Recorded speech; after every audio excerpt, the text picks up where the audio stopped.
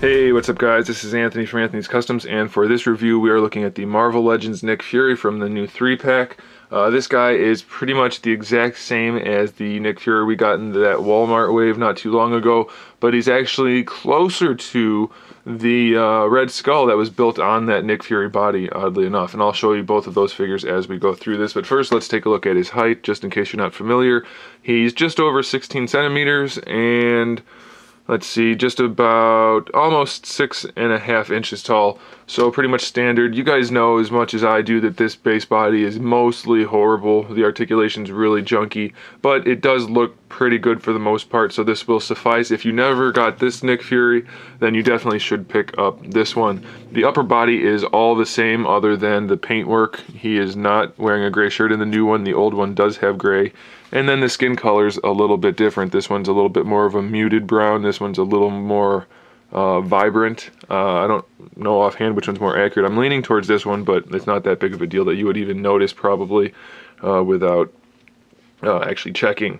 Goatee's painted a little bit differently, but I imagine that's, I don't know if that's intentional or not actually. Couldn't tell you. But either way, either one's fine. So the only difference then for the upper bodies is the hands. This guy has those old hands that we saw on, geez, whatever figure that originally came on, I don't remember. And this guy has the hands from the Red Skull. He's got the same trigger finger hand on this side. Doesn't hold the gun all that well, to be honest, but it's not horrible. Then he has the open hand on this side, so you're not going to be doing any John Woo style poses. It's a nice hand sculpt, but you can't put a gun in it. And then the middle part of the body is the same as this guy other than paint again, but he's got the Winter Soldier boots, or the Red Skull sculpted lower legs and boots. So that's actually a good thing. I don't care for this design. I think this one's probably more accurate technically, but those boots are awfully skinny, so I do prefer this one. Even if it's less accurate, it does look better. So he comes with just the 2 pistols this time, no machine gun or rifle or anything, and the pistols both have blue on them. I'm not sure why, but they do. Maybe that's going to be a thing in the movie, maybe not, I don't know, we'll see. Don't tell me anything about the movie, I haven't watched any trailers, so anybody that posts anything about the Avengers movie other than it's coming out, I will delete your comment swiftly, because I do not want to have anything spoiled in any way, shape, or form. I've avoided everything, so please don't try to ruin that for me. Anyway, this guy's almost all solid black plastic. The other one, like I said, has some shading throughout in the grays and different color for the pants. This guy has gray pants in various colors for the gray jacket. This guy is all black. He does have some gloss for the straps, for the belt, and the straps down here in the boots, so that does look good. It breaks it up a bit. They did paint the buckles there. Didn't paint anything on the boots, but the buckles and the buttons and things are painted, so that looks good. And the face paint is pretty good. The eye looks mostly well done. It's not great, but it's not bad at all. And then they painted the patch well enough. It's not perfect, but it'll do. It's not something I have to point out as being an issue. So, I mean, it looks okay. I'll run through the articulation real quick, even though it's mostly horrible. It'll be fine for a stand-in Nick Fury figure, a movie Nick Fury figure, but they really need to retire this mold. It's just so bad. Case in point, you can't put the arms down any farther than that. So he's going to stand like a snowman for the most part. But let's look at the articulation. For the head, we have the hinged ball peg, so that's nice. We do get some decent articulation there. If I can get the head back on. Wow, it came right off, but no, there we go. So he can look up, he can look down, not a whole lot, but enough, side to side. Can't really lean too much, maybe just a tiny bit. The jacket is a separate piece, but it's fairly stiff at the top.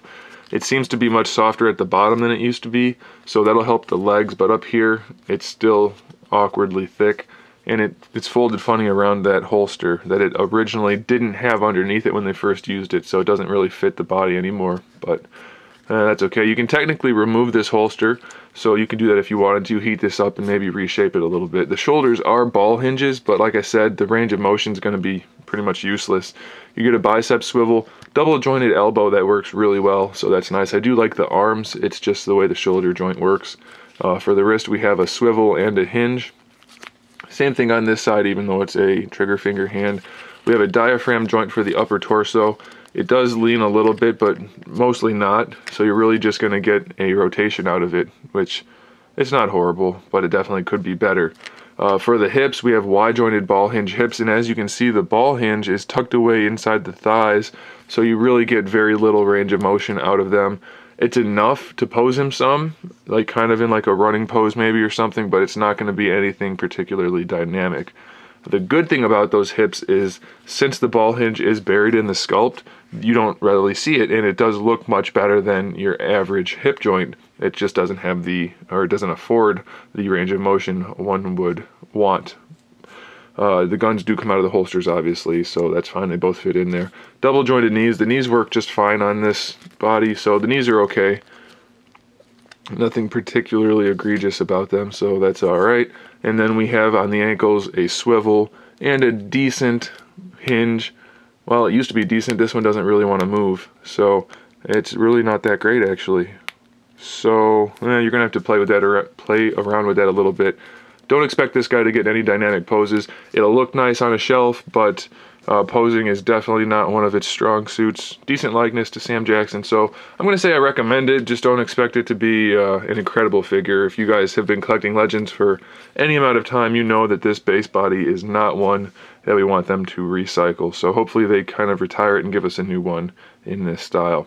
So there it is, guys. Make sure you check out Big Bad Toy Store. Make sure you subscribe to the channel so you can see my upcoming figure reviews, custom figures, and other good stuff. And in the meantime, keep collecting.